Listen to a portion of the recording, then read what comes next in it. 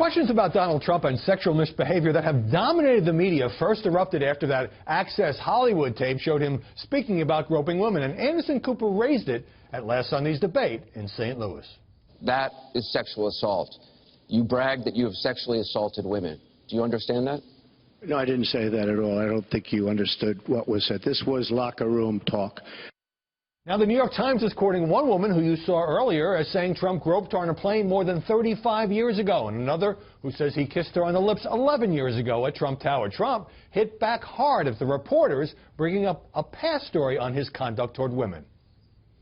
Now today, the same two discredited writers who should have been fired from the New York Times for what they did tell another totally fabricated and false story that supposedly took place on an airplane more than 30 years ago.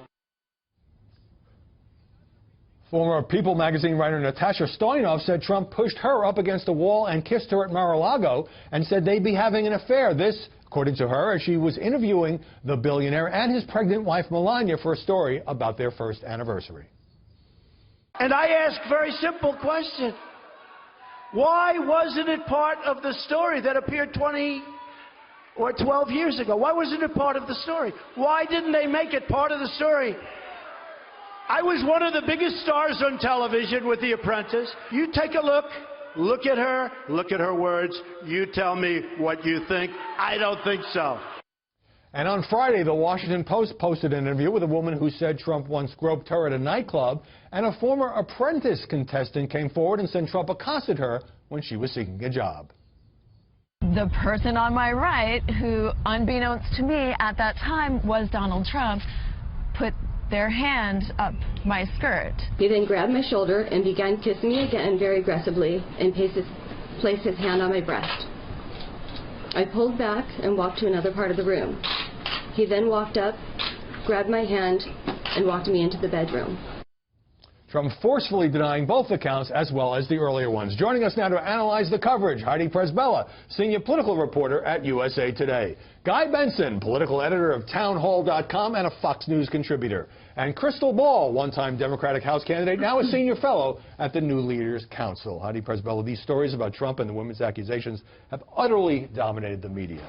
Are news outlets going a bit overboard? Well, there is no doubt that we have gone full tabloid, and I myself, like a lot of Americans, I think, thought I can't stand to watch that videotape one more time. But the reason why is because the accounts of these women almost hauntingly match what Donald Trump said he himself does to women, and also the sheer volume of the women who are now coming out. Look, the American people Trump, by the way, of course, said that this was locker room talk with Billy Bush 11 years ago. Right. And you know, the American people say, I want substance, I want to have a debate about the issues, things that affect my life. I'm there with them. I agree with them. But the problem is the history of our politics says that we care about this stuff, and we care a lot about it. I've covered every GOP campaign since 2000. If you ask those GOP voters what they hate the most about the Clintons, it's not their economic policies or anything else.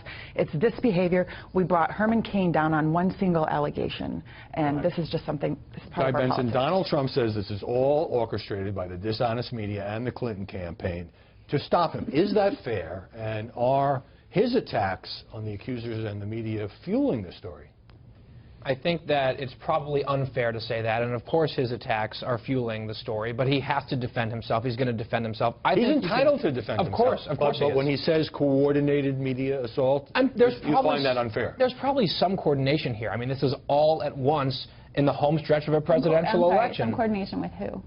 I think you probably have people waiting to tell their story, and then the dam has burst now that the video came out. The biggest problem for him, aside from the allegations, some of which I think are pretty credible, is that he's on tape saying, this is what I do to women, and then women are coming forward and saying, yes, he did that to me. But let me just say this. I think it is totally reasonable to at the same time believe that this is a legitimate story that deserves coverage, and also believe that it is getting way too much coverage, especially vis-a-vis WikiLeaks and other important stories. Right. They are legitimate stories because the women are on the record. At the same time, it seems like there's no other issue. Let me read you a tweet from Trump, Crystal Ball. Election being rigged by the media, pushing false and unsubstantiated charges and outright lies to elect crooked Hillary.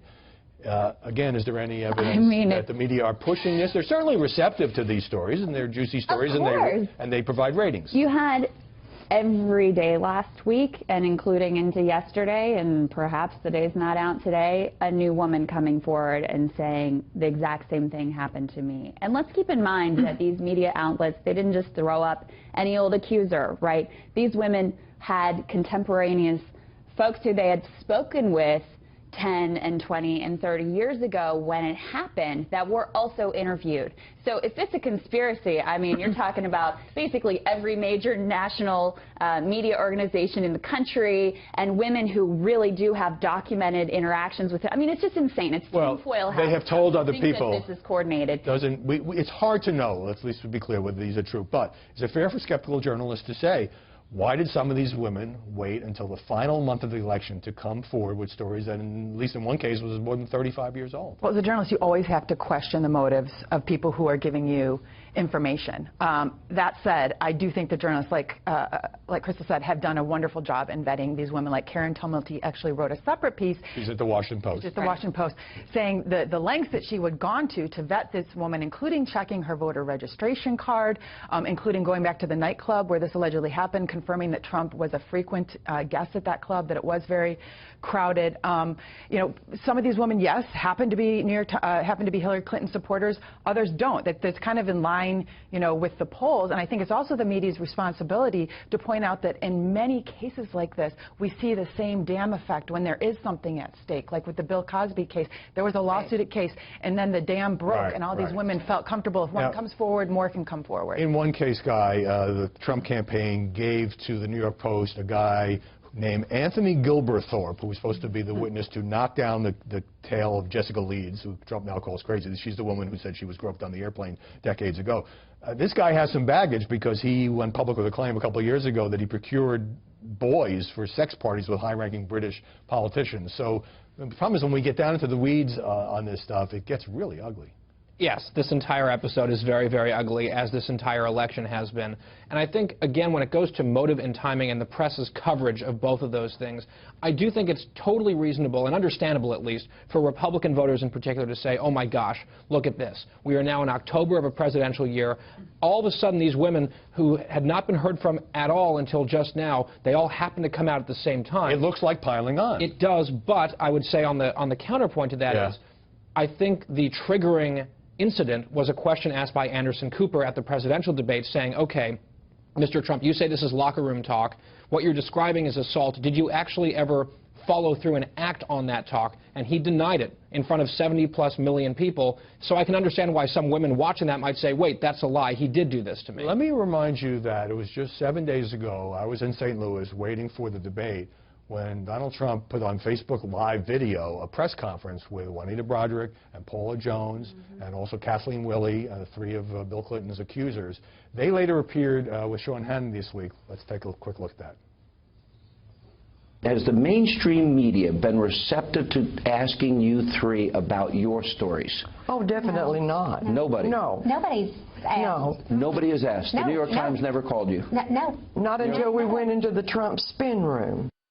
Now, a number of journalists, Crystal Ball, came out and said they had contacted some of these women and were not able to reach them. And others have been interviewed, and of course this goes back to the 90s. So if the Trump campaign's position in the press is that it is unfair to quote all these women accusing Donald Trump of various kinds of misconduct, sometimes it's kissing, sometimes it's something far worse, what about the fact that Trump himself is trotting out Bill Clinton's accusers as he did at that news conference? Well, it just undermines their argument, A, that allegations from the past shouldn't matter, and B, that these women should just be discarded and not listened to. And in terms of, in terms of the timing, in terms of how the news media has covered the stories regarding Bill Clinton, this was extensively covered in the 90s, and the news media typically covers what's new. And there have been stories, by the way, large stories in the Washington Post and the New York Times, going back over these allegations and trying to sort fact from fiction. I just want to note something really quick. Juanita Broaddrick took years to come forward. Right. She said the reason why was because he's a powerful man, and she was afraid about the kind of influence he had. And this is the same thing with a lot of these women. For women, and many women never come forward because of that exact dynamic. But that also lends credibility to Juanita Broaddrick. And I was sitting in the media room at that debate in St. Louis while this live event was happening on Facebook with these Bill Clinton accusers, and I could feel the sense around me, people talking about it media members saying, isn't this so unseemly what Trump is doing? I'm like, well, how about the accusations against Bill Clinton? Right. Well, Broderick once gave a deposition saying that no rape had taken place and this was untrue. But this is the thing. We're talking here about 1978. And in Trump's case, we're talking about stuff that goes back 35 years. Now, we've got a debate coming up in Las Vegas, moderated by Chris Wallace, the first Fox journalist to do that in the general election. Let's take a brief look at his conversation with Bret Baier. You haven't seen anything like this. No, because I've never seen a candidate like Donald Trump. That's what makes this so fascinating, and it's what's made the debates, and you know this from the three that we did, so challenging. So what's the challenge for Chris Wallace, particularly with all these personal allegations swirling around that, of course, he's going to have to deal with in some form? That he's going to try to have a debate about substance, but he's got to answer these allegations. He's got to get Trump in a way that no journalist has to kind of drill down on this, but also with Hillary Clinton to drill down on WikiLeaks, because she hasn't, you know, some of the most damaging stuff in there she hasn't had to really answer for. And I think, though, he has a good template, Howie, from the past debate, which is that it is good, and Chris has said this all along, it is good to allow the candidates to just engage each other and not completely try and stop and fact-check him, but to step in on the big stuff. Let me put up the Time cover, which is complete meltdown, and on the other side, you'll see this graphic when it comes up. We have a Time cover from a few months ago where it was just meltdowns, and now he's totally a puddle. And Guy, here's a lead from Politico. With 26 days left in an election campaign, he now has a minuscule chance of winning. Donald Trump is in full black helicopter mode, meaning he's peddling conspiracy theories. So the coverage in alleged news stories is really turning against him. Yes. Shockingly, we get to the general election, and the same media that lavished billions of dollars of free, overwhelmingly positive airtime during the Republican primary turns on the Republican nominee and is pounding him every single day. He gave more interviews than any other Republican candidate. I have to point that out. But they also carried his rallies live. But this whole business of Trump being, you know, he has no chance to win. Washington Post ABC poll out today says 4-point lead for Hillary Clinton. It's still tight, folks.